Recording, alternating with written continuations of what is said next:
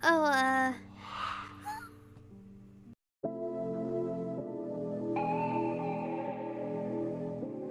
We're born in the moonlight. Ain't no fantasy. Can't breathe in the sunlight. hello, beautifuls. This is Aromie here. Welcome back to Changeling. We are here. From what I remember last time, I was shooketh because the fucking blob smiled at us, fucking tugged us, if I remember correctly. But we are here, saved by the lovely William, and I forgot her name, but we're saved. Why, I'm not a ghost. Yes, that's her name. The destruction is riling up other cryptics. They're more on edge than usual. Could be why that guy grabbed you. I mean, he could also just be a pervert, though. Who knows? Great. A creepy shadow pervert is looking around and he had to pick me at her ass. Well, he's gone for now, but you still might want to get home. Got it. I was just waiting for my mom to finish up some stuff. Maybe you could text her. Yeah, I'll just say, hey, can you come get me? Because something is eating ghosts and freaking out all the other cryptics, so it's not safe for him to be alone. Are you always this cheeky? Yes. Anyway, I don't want to keep you two from your work. Thanks for helping me out, though. Yeah, we need to get back to it, but I'm not thrilled at the idea of leaving you to your own devices. When's your mom coming back for you? I don't know, she hasn't texted yet, so I assume she's still busy. Then maybe you should duck into one of the shops around here. The Murder, Fairy, Forest Bakery, anything. That little shop, too. She pointed to a shop next to the Murder, what I had overlooked. It was called Divine Spheres, and looked like some kind of magic shop with books and things. They're all owned by cryptics, so they have barriers that'll keep out any of the weak nasties floating around right now. Wait, the bakery is owned by cryptics? Wait! Fairies? Yuan's family owns it. Oh, that is so cute! Oh, I did not know that. Did not know that little fact, huh? No. How'd you know? How'd you guys know? It says some kind of unspoken rule for cryptics to name their shop something that gives away their true nature. Maybe that's just how they advertise to other cryptics or something. Okay, I'll head inside and wait for her somewhere then. Okay? So you don't have to worry. Good, I hate worrying, it's annoying. Well, I wouldn't want to be an annoyance. As we spoke, a car coming toward us on the street hung twice before it started pulling into space in front of us. Well, here's my mom actually, so I guess I don't have to wait inside anyway. Even better, get yourself home and stay safe inside until the holiday's over. Fine, I'll become a hermit for the next week. I'm sure I'll be able to explain that to people somehow. Be careful, Michiko. Aww. I paused and gave a serious look. You be careful. You're the one doing potentially dangerous things. I waited them both as they started off down the sidewalk again, and with a soft sigh, I climbed into Mom's car, preparing myself for the questions. I flopped back into the seat, grateful to just be in an enclosed space. I felt far less vulnerable in here. Friends of yours? Oh yeah, people from school. Really, that lady looked a little old for a high school student. She's not a student, more like a tutor or something. Well, that was more or less accurate, I guess. And the boy? Well, that was William, he's a friend. Just a friend? I rolled my eyes. Yes, Mom, for now, okay? I'm trying. Yes, just a friend. He's cute. Stop it. You don't think so? I was about to hit C, like I'm trying to save on 7 Scarlet. Of course I do. Oh, really? Mom, I mean, he definitely was. I really liked his eyes. I mean, when he bothered to actually look up from the ground, they were nice. And his smile was nice. I glared at my mom. But just because I think he's nice looking doesn't mean we're at anything but friends. You're turning awfully red over this friend. Because you're teasing me. Besides, he doesn't see me that way at all. The one time I tried to touch him, which, granted, had just been a comforting gesture, he had literally run out of the room to avoid it.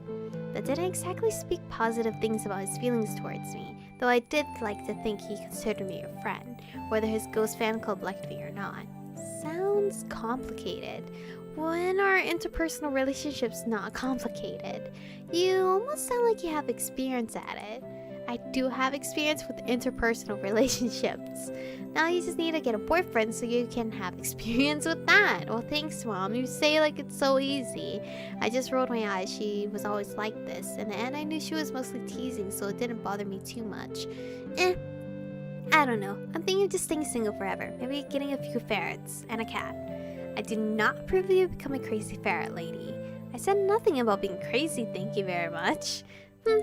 I hope I get to meet William someday. Good grief, I don't think William could handle meeting you. What's that supposed to mean? You know what that means. Don't play innocent.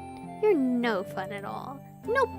The rest of the way home, I kept thinking about what Gas and William were doing. I wondered if they had found any other creatures that had gone missing, or if they found the culprit. I still didn't like that they were making William help, but it didn't seem like he was willing to argue. What does he see when he looks at the world anyway? What did it look like when a ghost was destroyed? I hoped it wasn't anything awful. I'd feel terrible if I knew they were making him look at something frightening or gross. I hoped that whatever was going on, they were able to find the culprit and put an end to it soon. The sensation was already so familiar that when I became sort of half-conscious of myself moving around in the dark, I already knew I was outside. Well, fuck! Everything was pitch black as it always was. Not the sort of black where it just felt like my eyes were closed, but the sort of black where I couldn't tell if they were open or shut in the first place. The sort of that made me feel I was wrapped in it completely, as if reality was right there, but hidden behind a barrier that I couldn't cross. It felt like a prison where I was pushed to the side, where someone else controlled my body, and yet I could feel freezing leaves and grass crunching under my bare feet. The barrier of shoes I'd put in front of my door to try to trip myself up if I attempted to escape definitely hadn't worked. I fought to regain control of my body, trying to focus on small movements, moving a hand, a finger. I thought there was a whisper, a voice I couldn't hear with my ears but inside my head. It was so familiar and so foreign that it hurt. October 24th, that you guys can't see. I jolted awake to the sound of myself whispering something. As soon as my eyes opened, I instantly forgot what I was saying. I wasn't the least surprised to find myself standing somewhere in the woods with one hand resting against a tree. The more emotional side of my brain was trying to panic as I stared at the shadows ahead of me. The rest of me was just so over it all that I couldn't muster the energy to freak out. I flopped back against a tree beside me and glared at the sky through the remnants of fall foliage. My stupid sleeping self was apparently smart enough to dodge the only booby trap I had figured I could set, without alerting the parents that something was up. Darn it! Maybe I should try to tie myself to the bed. Ooh, or a handcuff. Then again, I'd have to keep the key nearby so I could let myself out, and my sleeping self might be smart enough to figure that out as well. And I could think of a host of other reasons that handcuffing myself anywhere was a bad idea, not to mention the awkward questions if my mom found a pair of handcuffs in my room. Oh god, that was not a discussion I'd ever wanted to have with my parents. Maybe I could find Mom's stash of bubble wrap from the move, or just surround my bed with it, or something, anything. But first, I just needed to get home, wherever home was. There were no lights visible through the trees that I could see, never a good sign. There was a large crack and suspicious rustle of foliage off to my left somewhere. I straightened instantly and squinted into the dark, seeking out the shape I knew had to be there. Spencer? No answer. It was Spencer, right?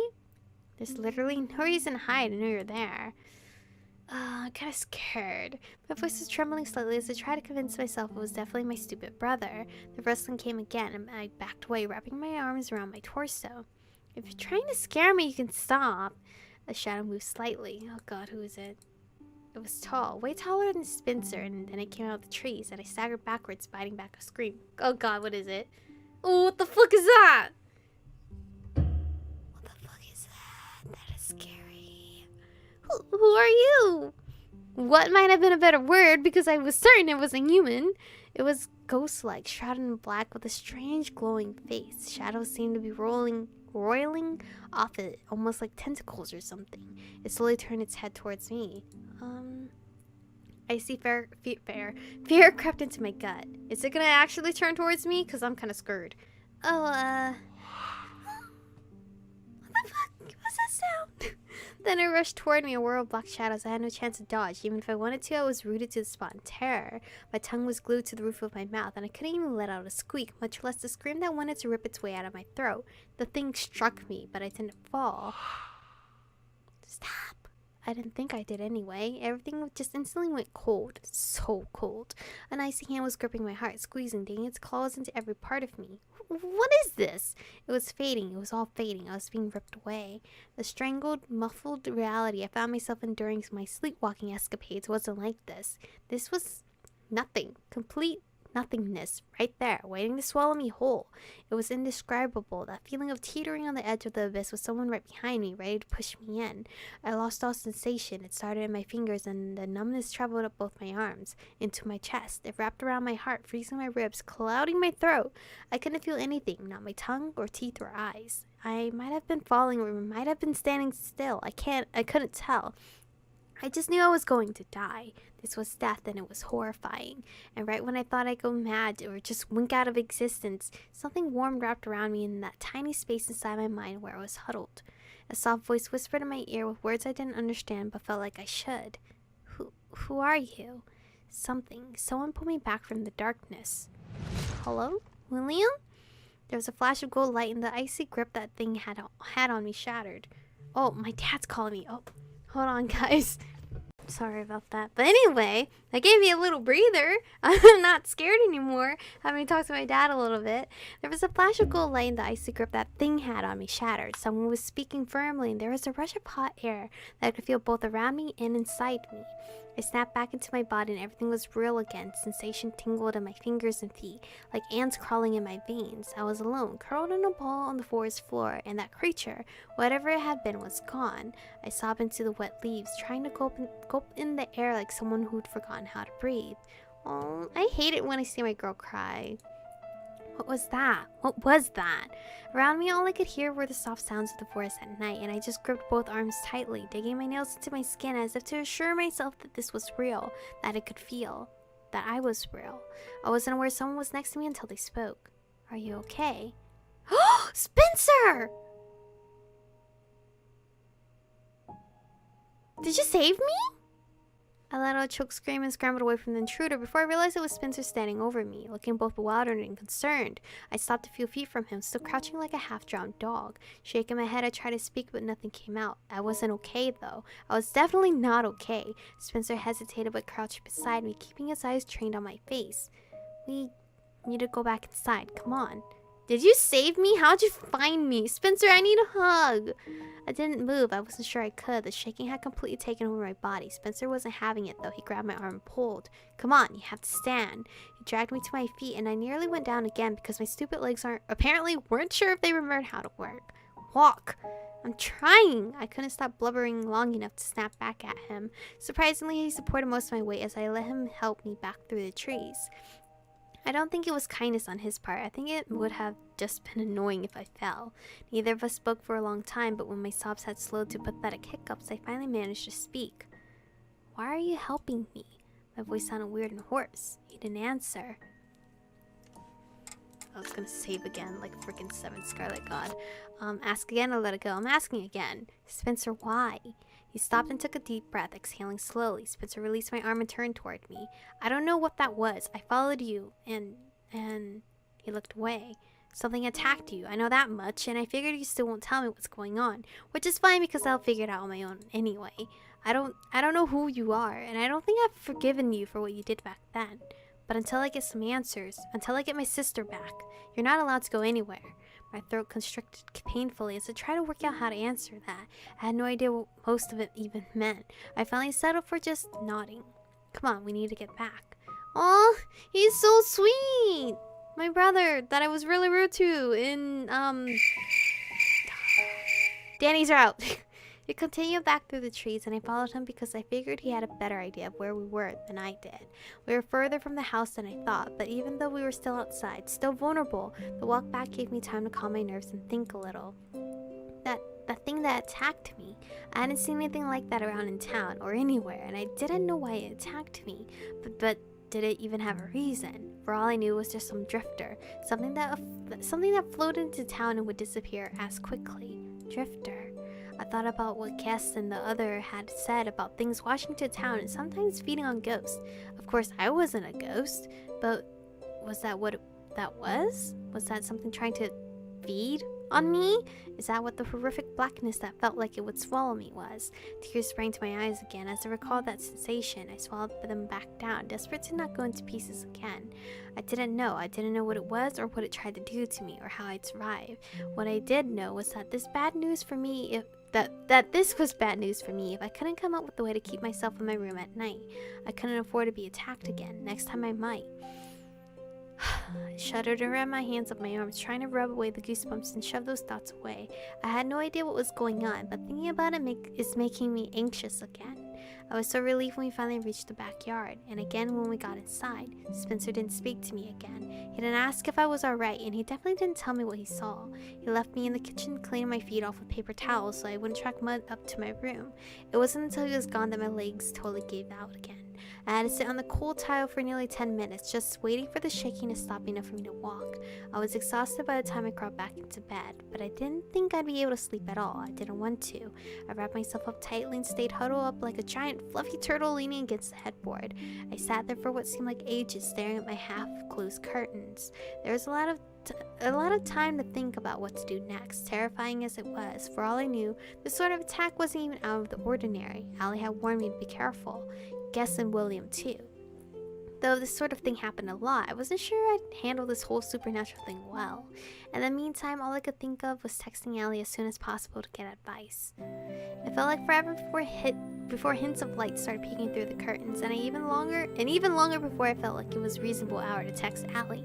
Even then it was still pretty early, but this couldn't wait. I grabbed my phone and quickly typed out a message to her. I leaned my head back against the wall and shut my eyes as I waited for a response. So tired. I listened to the sound of the central air kicking in. The thrum vibrated through the wall and lulled me half to sleep. Darkness moved in as I started to give in and drift off. No! I jerked wide awake and sat there, heart thumping uncomfortably. Ugh, that feeling of fading into nothing. I buried my face in my hands as I started shivering uncontrollably again. It had just been nearly half an hour since I texted Allie, but no response. I bit my lip to keep the tears back. Just when I was getting ready to text her again, my phone chimed. I quickly picked it up and looked at the screen. Hey, just got this. Was in the air with no reception. No reception? I frowned slightly. Where are you this early in the morning? Ugh, no comment. Work? Yeah. Damn it, so she was busy. With only a week left to Samhain, I shouldn't be surprised, but I needed her. Everything okay? I thought about how to answer that. Fuck no. I'm gonna be selfish. I'm gonna say no. Can you talk or it's not okay? Shit. I think talking would be quicker though. I waited for a response, but it was slow in coming. Finally, my phone chimed again. Sorry, bad reception. Lots going on. Can I call you later? It's okay. We can talk tomorrow. You sure? Don't stress. Focus on what you're doing. I'll be fine. I sighed. Man, this was bad timing. Well, shit. What would happen if I say that I'm not okay? After a moment, I sent a response. It's not okay. What happened? Ugh, maybe slow to respond. Crazy hair. I'm sorry. All okay? I stared down at my phone. She was off somewhere with agency work, and I was just adding to her stress by dumping on her. Then again, I wasn't sure this fit into the realm of dumping, considering I'd been attacked. Then again, it's not like it was some targeted thing. I've been outside after people warned me it was dangerous, so it wasn't a shock something came after me. And what's Allie going to do to help right now? Nothing. If I told her now, she'd be stressed out be distracted from whatever she's doing. I'd have to wait and try to talk to her later, or talk to someone else. Yeah, it's fine. Sorry to bother you. Just fighting with Spencer again. Oh, fuck no. No. I'm gonna do Can You Talk? We're gonna stick to that choice. But we're gonna save here today because I believe I went a little overboard since I don't know exactly what time I stopped before my dad called me. But anyway, this is where we're gonna end. Stay beautiful, and I'll see you guys in the next one.